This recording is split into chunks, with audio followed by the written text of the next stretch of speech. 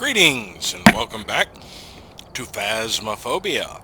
Now before we get started here, Dust the Viking uploaded a video talking about some changes on the Trello board, so I decided to check them out. The next beta update is going to add two new ghost types, the yokai and the hantu. Now the yokai is kind of interesting. It is attracted to human voices. Talking near the yokai will anger it and increase its chance of attacking. When hunting, it can only hear voices close to it. Now the evidence is spirit box, ghost orb, ghost writing. Interesting thing there. Talking near it annoys it, but it has spirit box evidence, so you have to talk near it to get a response. So that's going to be interesting. And it also is going to be very difficult for some streamers, I think. But the hantu is known to attack often during cold weather. Low temperatures cause the hantu to move faster speeds. It moves slower in warmer areas. Fingerprints, ghost orb, ghost writing. Now,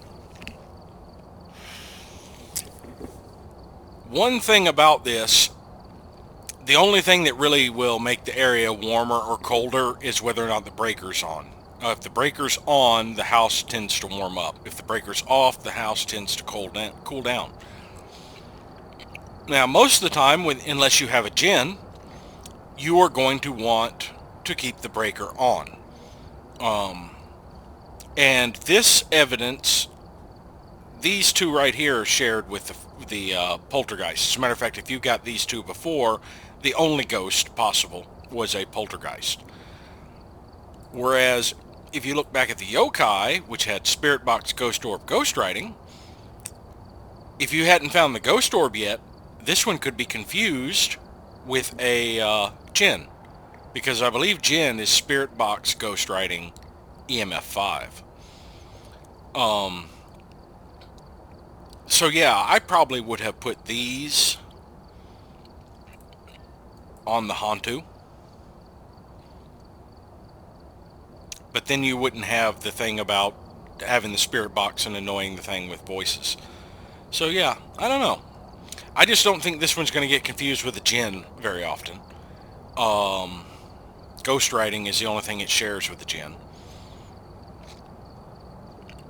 And I don't really think this one's ability, unless they add in a way to heat up rooms, or a random chance of rooms being warmer or hotter, which would obfuscate the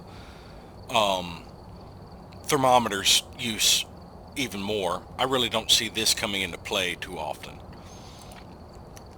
But there's that. And those should be in on the next update that they do to the beta client. And then we'll get to check them out. But this episode, we'll be doing a professional Grafton farmhouse. Email from a friend, some kind of paranormal activity. So let's see if we can't quickly locate and identify a ghost. And see if I can't quickly get a few more points here. See, right about there. Nope. Gotta go over this way more. Grab it, grab it, grab it. Alright, there's one. Can I get a second one or a third one before we load in?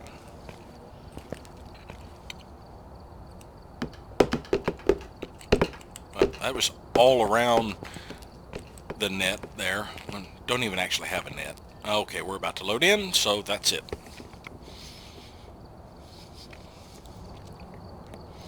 But yeah, I'm looking forward to more ghost types. I really wanted them to add another possibility with fingerprints and ghost orb, so that I didn't automatically know it was a poltergeist. We've arrived. Check the equipment and get set up before investigating. And remember to check the whiteboard for help. There's been no reports of violence or sightings, but please remain careful. Alright, no reports of violence or sightings. I think that means it's less likely to do a ghost event. Alright, smudge stick when chasing, motion sensor, salt.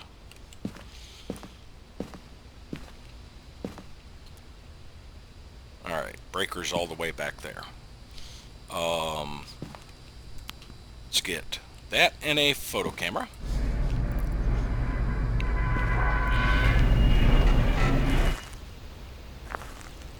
Where's the moon? Moon is not visible on this one? Okay.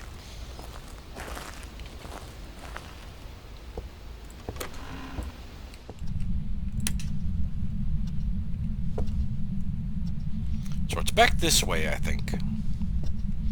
I was expecting it to be back in that room, but I think by the orientation, it's over this way. And it sounds like our ghost might be upstairs.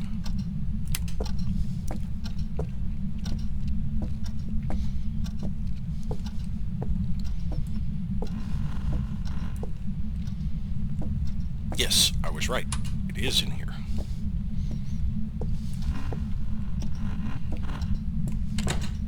Oh, ran into the divider there. No bone. Room's bigger than I thought. We'll check the utility room on our way out. And probably the twin bedroom since we're over here. No bone, no Ouija board.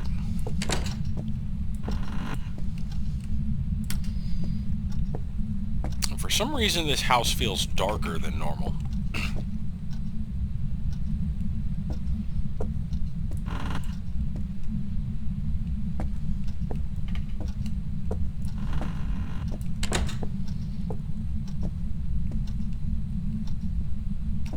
A minute there I thought I saw the phone swinging.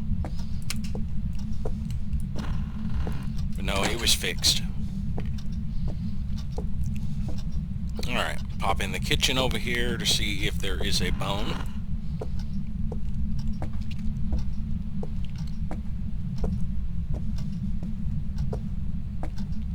And check this. Oh, that was the fan I saw. I thought I saw my breath for a second there. But that was just the light on the fan blades. Let's double check that. Yeah, that was just the fan popping in and out there that I saw. So yeah, I'm pretty sure this ghost is upstairs. And if we have a bone, it is also upstairs.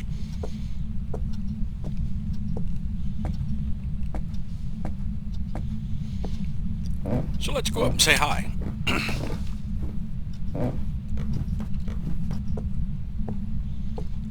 Well, thanks for inviting me in. Oh, and you got a bone in your room.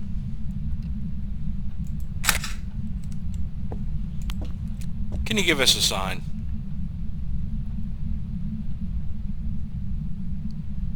I'll take that as a no. This door was opened. Did I hear it there or there? Are you a hallway ghost or a room ghost? Can you give us a sign?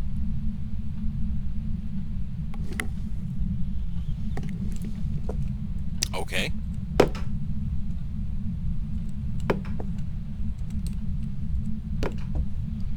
I'll be back.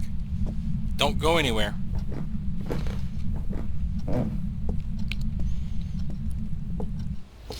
So yeah, we have a ghost that is less likely to do events, I believe, anyway.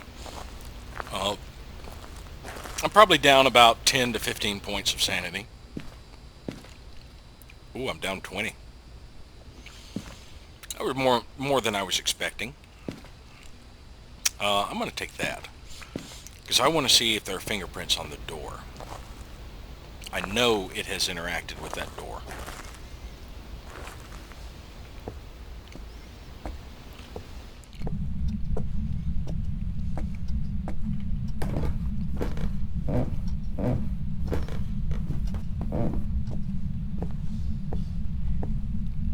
We're going to start out by checking the upstairs landing here.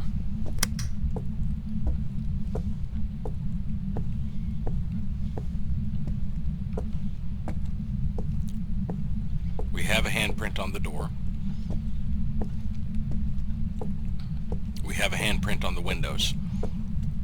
Okay, it's in this room, not in this hallway. So let's grab that and move our camera into the room.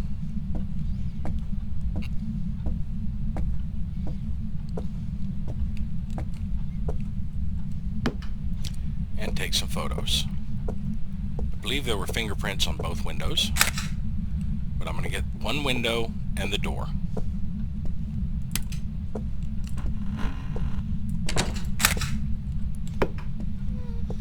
Alright, so we have fingerprints. We might possibly find a ghost orb, which would mean this would be a poltergeist right off the bat, and I wouldn't need to collect any more evidence. However, when they add in the additional ghost types, I would actually have to collect that third piece of evidence. 1, 2, 5, 6, 2, 6, 3, 5, 7, 3, 6. For a minute there, I thought I saw a ghost orb right there.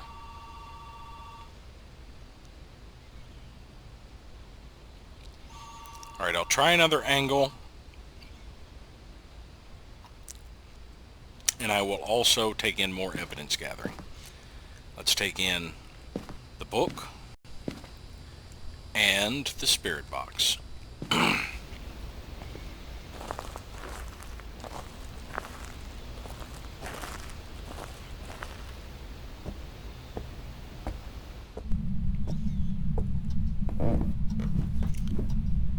maybe I was wrong about the gin. Maybe the gin was fingerprints. I could have sworn it was book writing, though.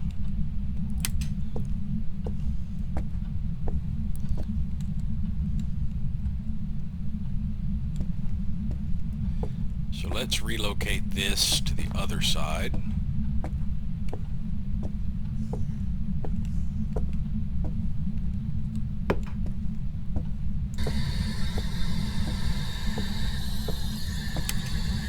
Where are you?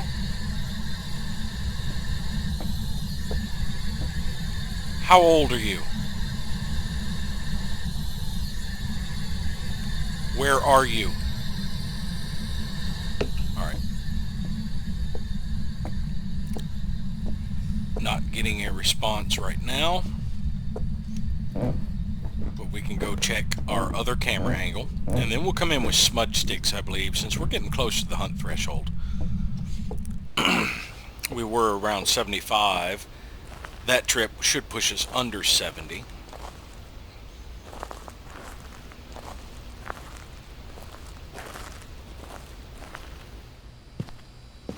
Jennifer what? Smith. No ghost orb. So it's probably not a poltergeist. So let's look here. We have fingerprints. No, not ghost orb, fingerprints. Spirit, Wraith, Poltergeist, Banshee, Revenant. 2 of those are freezing temperature. Yeah, let's look here.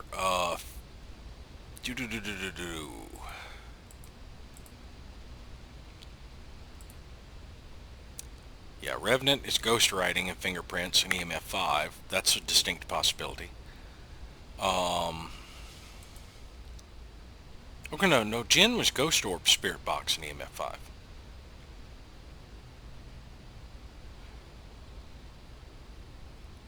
Yes. I thought it was ghost writing and spirit box and EMF 5.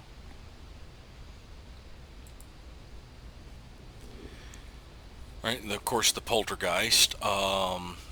Banshee would be freezing temperatures and EMF 5. Wraith is freezing temperatures and spirit box.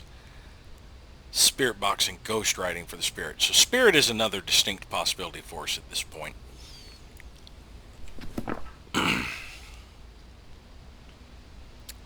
Salt.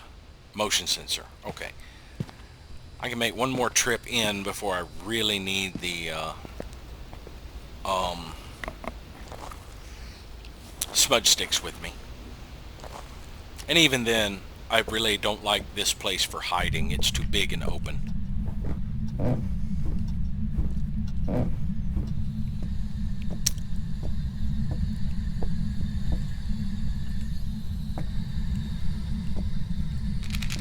Where are you?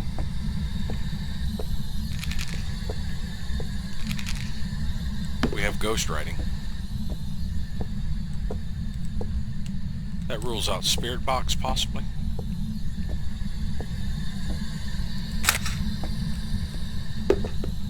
Not a friendly ghost. It said die, die, die. So we have Revenant, which would be EMF 5. Actually, no. Spirit box is still a possibility for spirit, isn't it? Yes. Revenant and spirit are our two possibilities at this point.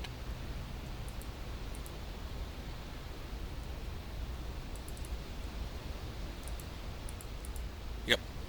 So we're looking for either EMF 5 or a ghost box response. And I think we're going to get an EMF 5. Alright, we're in the 60s. It has not tripped the motion sensor. I might need to adjust it.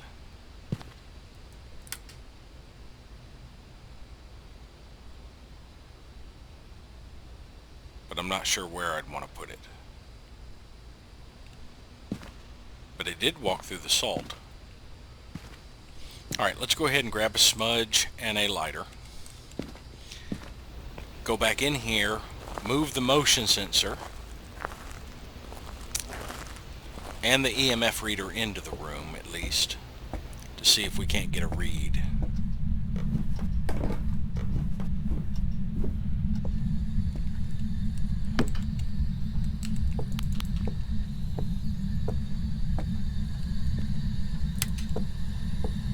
You stepped into that salt and that salt. So let's put our motion sensor over here. Now where'd I toss? There it is.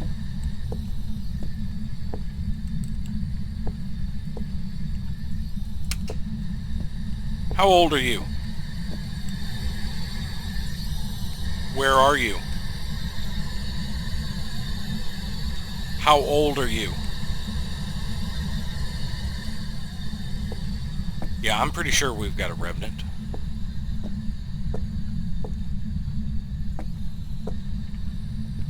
Where am I going to hide? I could hide. I think downstairs is actually a better option.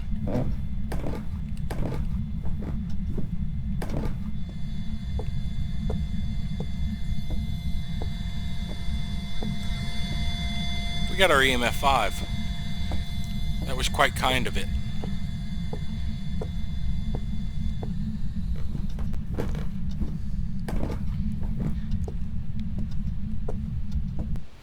So we have identified the ghost. Let's see what our sanity's at. It's probably right above 50. We're right at the threshold for a hunt.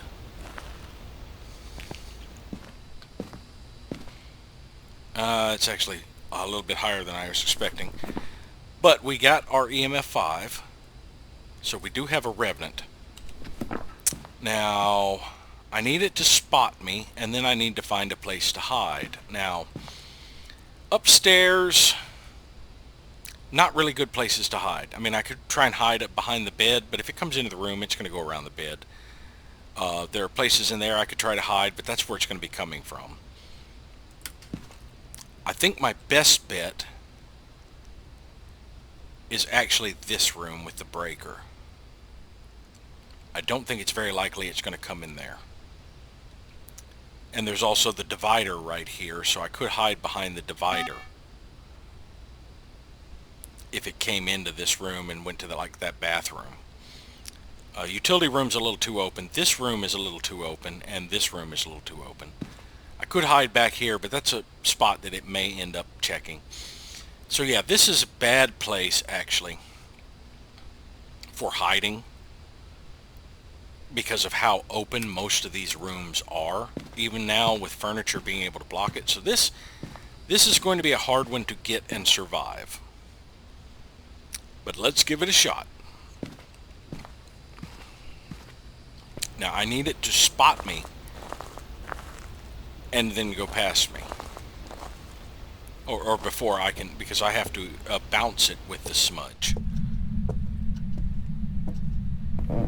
Now the thing is, it's going to move really fast if it sees me. Now, if it starts chasing me here and I smudge, is it going to go past, or is it going to go downstairs?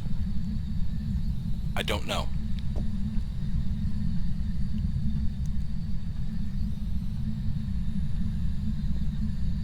I may end up having to hide upstairs.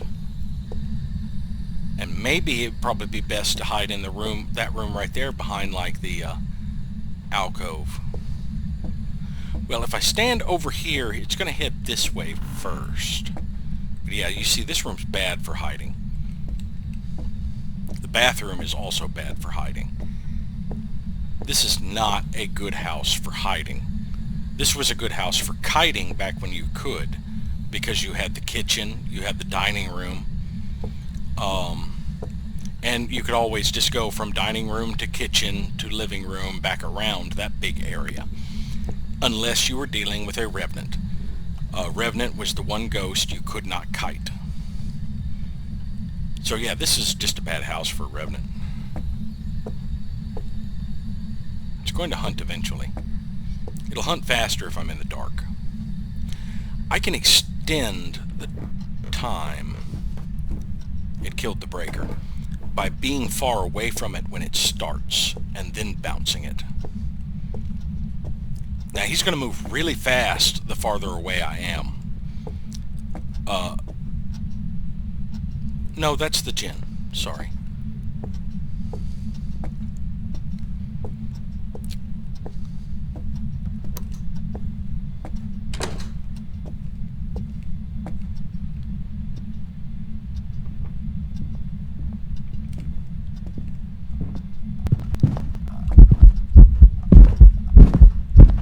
It went back upstairs.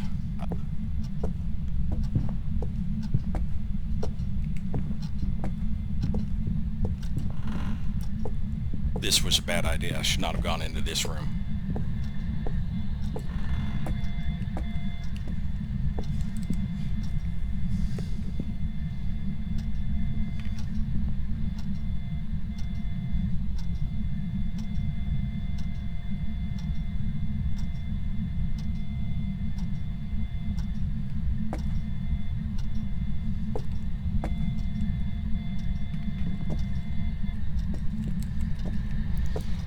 Yeah, I thought it had been about 30 seconds or 60 seconds. I was getting ready to make a bolt for the door, because there is the possibility it can hunt again before I get out if I'm too far from the front door.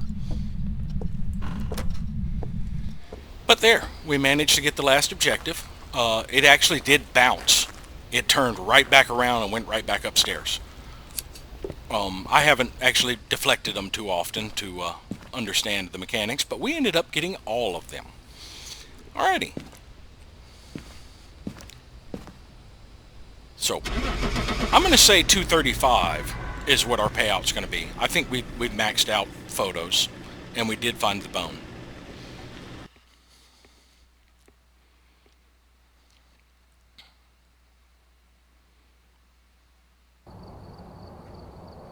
Oh, we did not max out photos. We had a bone photo, we had 2 fingerprints, and we had an interaction. So, that was still 5 short. Oh well. Still got 2 levels. It did do 1 event. That was the EMF 5 that I believe it was in that room by itself. We only spent about 2.5 minutes in the room, but we spent a good deal of time in the dark since we were trying to drop our sanity to get it to hunt. So there you have it. Thank you all for watching, and we'll see you next time.